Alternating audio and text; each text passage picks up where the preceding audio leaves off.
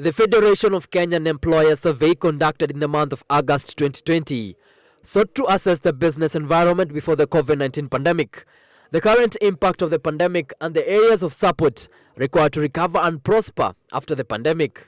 The survey found out that finance and cash flow, operations and supply chains of businesses are worst hit by Covid-19.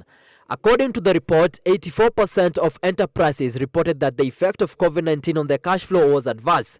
79% reported that their operations were adversely affected, and 75% indicated that their supply chains were adversely affected. 69% of the enterprises also indicated that the intervention by the government were not helpful in mitigating against the adverse impact of Covid-19 on their cash flow and finance. So this calls for government to do more and offer innovative solutions towards supporting enterprises to realize a quick economic recovery.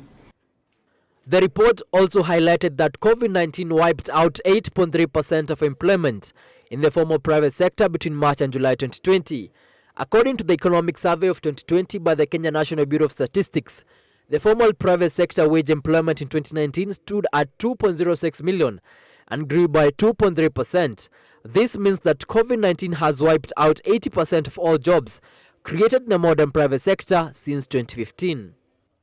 We are appealing for dialogue, and we are appealing for accommodation and trust building between the employees and their employers, and also the accommodation of trade unions.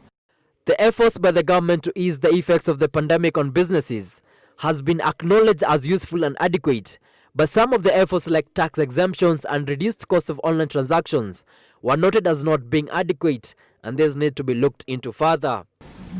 How did this play? Kennedy Kimani, Switch TV. Comment on the 8.3%, especially